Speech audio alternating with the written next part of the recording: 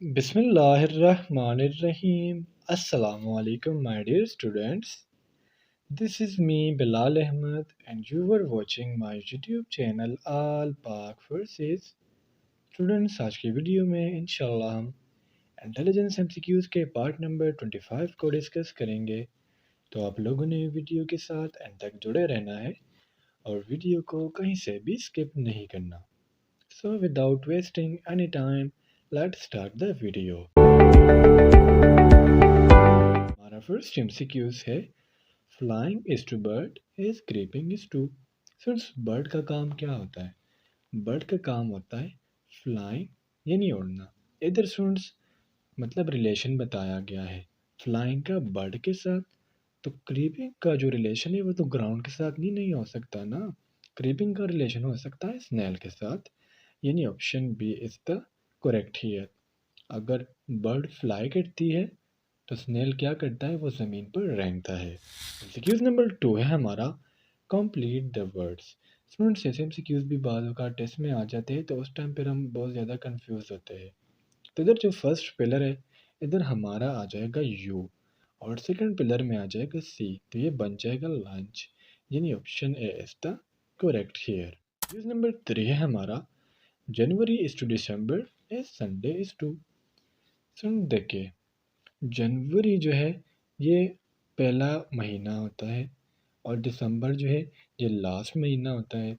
तो इस तरह संडे हो गया पहला दिन, हम गिनते हैं ना संडे को, तो संडे का हो जाएगा सैटरडे के साथ, यानी option A is the correct है। यूज नंबर 4 है हमारा army is to navy a soldier is to.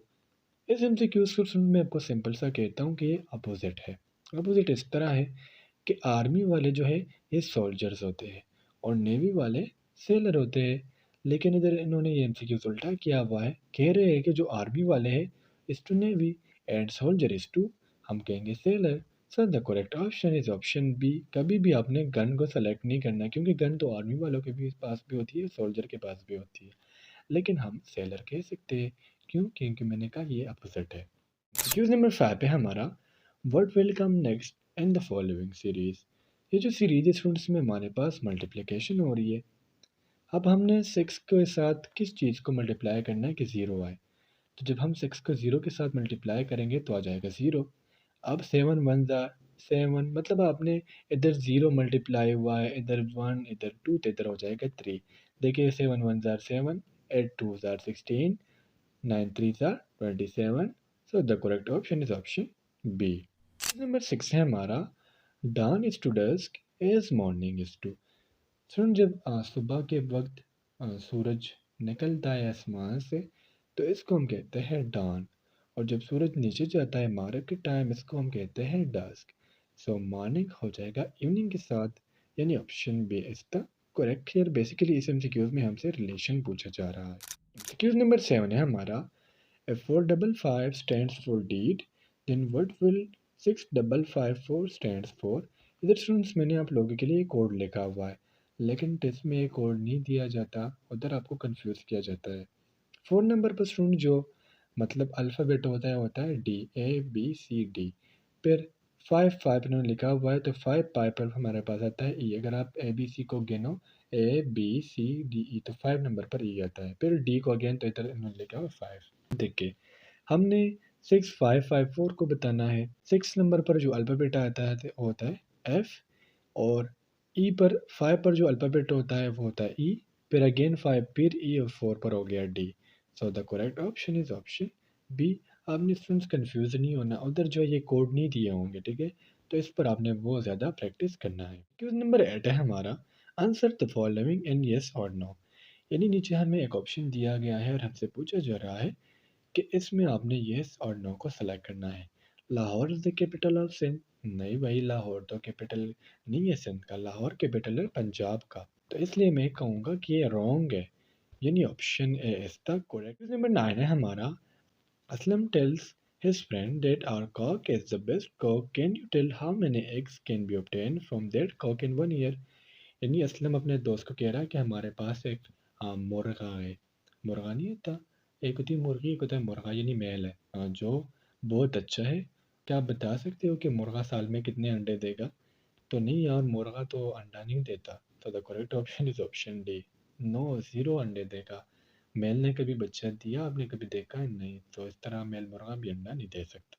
Question number 10 है हमारा, कंप्लीट द वर्ड। जिस तरह मैंने इधर लिखा हुआ कि एक कलर का नाम है, तो फर्स्ट फिलर में हमारा आ जाएगा आई, दूसरे में आ जाएगा एल, तो ये बन जाएगा वायलेट, यानी option A is the correct here. Number 11 है हमारा, write with the number of fair the word of which और unlike the others in the following. यानी स्टूडेंट्स, इधर हमने एक ऐसा वर्ड को चूज़ करना है जो एक दूसरे से मुख्तलिफ हो।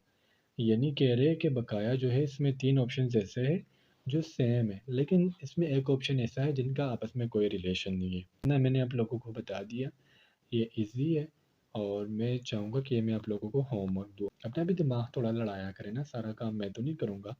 तो ये अपने कमेंट सेक्शन में लाजमी से बता देना है। नंबर 12 है हमारा, व्हाट विल कम नेक्स्ट। आप स्टूडेंट्स अगेन इधर मल्टीप्लिकेशन हो रही है। देखिए, आपने क्या करना है, 8 जो नंबर होते हैं उसके साथ 3 को मल्टीप्लाई करना है। इस तरह 3 1 ज़ार 3, फिर ऑड नंबर आ जाएगा 3 3 3 ज़ार 9, फिर ऑड नंबर है 5 3 5 ज़ार 15, फिर अगेन 5 के बाद जो ऑड नंबर आता है वो होता है 7 7 को स्किप नहीं करना। ये ना हो कि आपने आगे बस 9 के साथ मल्टीप्लाई किया और एक लिख दिया 27। नो, 3 के साथ मल्टीप्लाई हो जाएगा 7, तो आ जाएगा 21, यानी option C is the correct here. Question number 13 है हमारा, Iqbal's father is the brother of your sister, what relation Iqbal has with you. के साथ एक कॉमा आता है तो इसका मतलब होता है का के। अब इकबाल का जो फादर है वो आपकी बहन का क्या है, भाई है। तो मेरा और आपका रिलेशन क्या होगा, यानी आपका इकबाल के साथ क्या रिलेशन है। अब जो बुक से इन्होंने लिखा हुआ है नेपिव, लेकिन ये नेपिव नहीं है। अगर ये पूछते कि इकबाल के फादर का आपका क्या रिलेशन है तो फिर नेपिव बनता था, लेकिन ये कह रहे कि आपका इकबाल के साथ क्या रिलेशन है, तो ये कज़न बनते हैं, यानी option A is the correct. MCQs number 14 है हमारा, कंप्लीट द वर्ड्स। मेडिसिन का नाम है और ये बनता है सिरप, यानी हम कह सकते हैं स्टूडेंट्स ये सिरप जो है SYRUP। जी, option C is the correct here. First pillar में आपका जाएगा वाई और सेकंड में आ जाएगा यू, तो ये बन जाएगा सिरप। क्वेश्चन नंबर 15 है हमारा, answer the following in yes और नो। अगेन यस और नो में आपने जवाब देना है। Tehran is the capital of Iran. Iran का जो कैपिटल है वो है Tehran. So the correct option is option में कहूँगा यस, क्योंकि ये सही स्टेटमेंट है। ईरान का कैपिटल का नाम क्या है, वो है तेहरान। तो स्टूडेंट्स, ये थे आज के हमारे इंटेलिजेंस के एमसीक्यूज़।